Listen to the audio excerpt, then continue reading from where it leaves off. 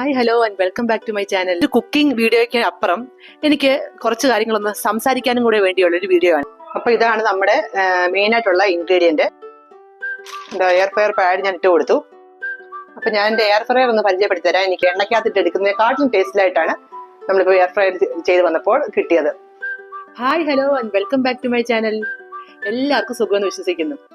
അപ്പൊ നിങ്ങൾ തംബ്നെയിലിൽ കണ്ടതുപോലെ ഒരു ചെറിയൊരു കുക്കിംഗ് വീഡിയോ മാത്രമല്ല ഇത് കേട്ടോ. എനിക്ക് കുറച്ച് നാളുകളായിട്ട് കുറച്ച് സംശയങ്ങളൊക്കെ തോന്നി. അപ്പൊ അത് നിങ്ങളോടൊന്ന് ചോദിക്കാം. എന്റെ സബ്സ്ക്രൈബേഴ്സിനോട് ചോദിച്ചാൽ അതിനുള്ള ഉത്തരം കിട്ടുമെന്ന് ഞാൻ വിചാരിക്കുന്നു. അതായത് ഞാൻ ഷോർട്ട് വീഡിയോ ഇടുന്നത് പോലെ അല്ല ലോങ് വീഡിയോസ് ഇടുമ്പോൾ. ഷോർട്ട് വീഡിയോസിന് കിട്ടുന്ന പകുതി വ്യൂസ് പോലും എനിക്ക് ലോങ് വീഡിയോസ് കിട്ടാറില്ല. അപ്പോൾ എനിക്ക് എന്റെ ചാനലിനെ എന്റെ ഫാമിലിയെ ഒന്ന് വലുതാക്കണം എന്നൊക്കെ ആഗ്രഹമുണ്ട്. ഇവിടെ മസ്കറ്റിലാണ് താമസിക്കുന്നത്. അപ്പൊ ഞാൻ മസ്കറ്റ് റിലേറ്റഡ് ആയിട്ടുള്ള കാര്യങ്ങൾ, അല്ലെങ്കിൽ എന്റെ കുക്കിംഗ്, പിന്നെ എനിക്ക് ആക്ടിങ് ഇഷ്ടമാണ്. അപ്പൊ അതൊക്കെ ഞാൻ ചെയ്ത് ആണ് ഞാൻ ആദ്യമേ ചാനൽ സ്റ്റാർട്ട് ചെയ്തത്. പക്ഷെ ലോങ് വീഡിയോസിന് അത്ര വ്യൂസ് ഒന്നും കിട്ടാറില്ല. അതുകൊണ്ടാണ് ഷോർട്ട് തന്നെ ഞാനിങ്ങനെ എന്ന് ഞാൻ ഇട്ടിട്ട് ഇങ്ങനെ പോകുന്നത്. അപ്പൊ സബ്സ്ക്രൈബേഴ്സ് അല്ലെങ്കിൽ വ്യൂവേഴ്സ് കാണുന്നവർ എനിക്ക് പറഞ്ഞു തരികയാണെങ്കിൽ ഞാൻ അതനുസരിച്ചുള്ള വീഡിയോസ് ഒക്കെ ചെയ്യാം. അപ്പൊ എനിക്ക് ഇങ്ങനെ കുറച്ച് വീഡിയോസ് ഒക്കെ ചെയ്യണമെന്നുണ്ട്, ലോങ് വീഡിയോസ്, അതായത് ചാലഞ്ച് വീഡിയോസ്, അല്ലെങ്കിൽ ഇവിടുത്തെ വേറെ എന്തെങ്കിലും റിലേറ്റഡ് DIY അങ്ങനത്തെ എന്തെങ്കിലുമൊക്കെ ചെയ്യണം എന്നുണ്ട്. അപ്പം എല്ലാവരും സപ്പോർട്ട് ചെയ്യുക. ഇനി സബ്സ്ക്രൈബ് ചെയ്യാത്തവരുണ്ടെങ്കിൽ ഒക്കെ സബ്സ്ക്രൈബ് ചെയ്യുക. എനിക്ക് വളരെ കുറച്ച് സബ്സ്ക്രൈബേഴ്സേ ഉള്ളൂ. അപ്പൊ നിങ്ങളുടെ സബ്സ്ക്രിപ്ഷനിലൂടെ ആയിരിക്കും എനിക്ക് എന്താണ് അടുത്ത് ചെയ്യേണ്ടത്, എനിക്കൊരു ഊർജ്ജമൊക്കെ അങ്ങനെ കിട്ടത്തുള്ളൂ. അപ്പോ coming back to the point, ഇന്ന് ഞാൻ ചെയ്യാൻ പോകുന്ന ഒരു കുക്കിംഗ് വീഡിയോ ആണ്. അത് നോർമൽ കുക്കിംഗ് വീഡിയോ അല്ല, ഒരു എയർ ഫ്രയറിൽ നമുക്ക് ഉള്ളിവട ഉണ്ടാക്കിയെടുക്കാം. എല്ലാവർക്കും സ്നാക്ക് ഒക്കെ കഴിക്കാൻ ഇഷ്ടമല്ലേ? ഉള്ളിവട, പരിപ്പ് വട, ഇതെല്ലാം കഴിക്കാൻ വലിയ ഇഷ്ടമാണ്. പക്ഷെ ഇത് എണ്ണ കാരണം എല്ലാവർക്കും ഒരു മടിയാണ്. എങ്ങനെ കഴിക്കാൻ പറ്റും? ഓയിൽലെസ് ആയിട്ട് തന്നെ നമുക്ക് ഉണ്ടാക്കാൻ പറ്റുന്ന ഒരു കാര്യമാണ് എയർ ഫ്രയർ. അപ്പൊ ഞങ്ങളും കുറെ കഴിഞ്ഞിട്ടായി എയർ ഫ്രയർ വാങ്ങിച്ചത്. ആദ്യമേ നിങ്ങളിൽ പലർക്കും ഉള്ള ആശങ്ക പോലെ പ്രശ്നങ്ങൾ ഉണ്ടാവുമോ, പ്രോബ്ലംസ് ഉണ്ടാവുമോ എന്നൊക്കെ ഞങ്ങൾക്കും ആദ്യം ആശങ്ക ഉണ്ടായിരുന്നു. പക്ഷെ പിന്നീട് അത് മനസ്സിലായി അങ്ങനെയുള്ള കുഴപ്പങ്ങളൊന്നുമില്ല.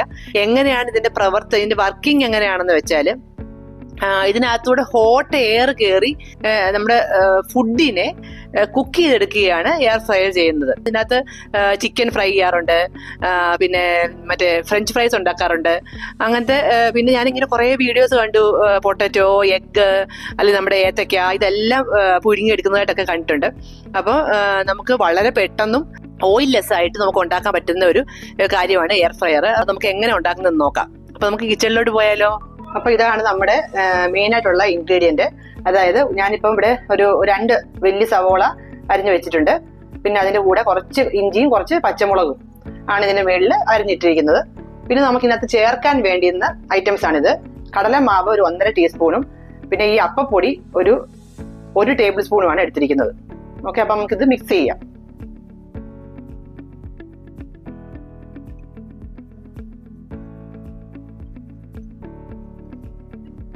നമുക്ക് ആദ്യമേ ഇത് മാത്രം ഒന്ന് മിക്സ് ചെയ്ത് നോക്കാം. ഇതിലേക്ക് നമുക്കൊരു അര ഗ്ലാസ് ഇല്ല, 1/4 ഗ്ലാസ് വെള്ളം. നമ്മളിത് മിക്സ് ചെയ്യുമ്പോഴത്തേന് ആ ഒരു ഉള്ളിവടയുടെ കൺസിസ്റ്റൻസിയിൽ നിൽക്കുന്ന പോലെ വെള്ളം ഒഴിച്ച് കൊടുക്കുക. നമുക്ക് ഈ ഫുൾ അരിപ്പൊടിയും ഇതെല്ലാം ഇട്ട് കൊടുക്കാം.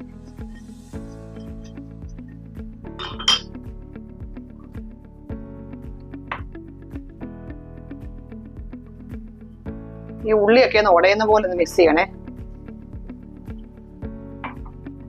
അപ്പൊ നമ്മുടെ മിക്സിങ് എല്ലാം കഴിഞ്ഞിരിക്കുകയാണ്. ഇനി നമുക്ക് എയർ ഫ്രയറിൽ അത് ഉണ്ടാക്കാം. അപ്പൊ ഞാൻ എന്റെ എയർ ഫ്രയർ ഒന്ന് പരിചയപ്പെടുത്തി തരാം. എനിക്ക് ഇംപെക്സിന്റെ 500 വോൾട്ടിന്റെ 4.5 ലിറ്ററിന്റെ 30 മിനിറ്റ് ടൈമർ, 30 മിനിറ്റ് വരെ ടൈമിംഗ് അഡ്ജസ്റ്റ് ചെയ്യാവുന്ന. അത് പിക്ചർ കാണിച്ചിട്ടുണ്ട്. കുറെ സാധനങ്ങൾ ഒക്കെ ഉണ്ടാക്കാവുന്ന. Fish, shrimp, fries, steak, chicken wings. അപ്പൊ ഇതിങ്ങനെ ഓപ്പൺ ആക്കുക. ഫ്രയർ പാഡ് ലുലു പോയപ്പോ വാങ്ങിച്ചു. അത് നമുക്ക് ഇപ്പം ഇത് ഉണ്ടാക്കാൻ അതങ്ങോട്ട് ഇട്ട് കൊടുക്കാം. എയർ ഫ്രയർ പാഡ് ഞാൻ ഇട്ട് കൊടുത്തു. നമ്മൾ ഉള്ളിവട ഹോട്ടലിൽ നിന്ന് വാങ്ങിക്കുമ്പോഴും കണ്ടിട്ടുണ്ട്, അതിന് പ്രത്യേകിച്ച് ഷേപ്പ് ഒന്നുമില്ല. അതുകൊണ്ട് തന്നെ നമുക്ക് ഇതിനെ വെറുതെ ഇങ്ങനെ അങ്ങ് വെച്ചു കൊടുക്കാം.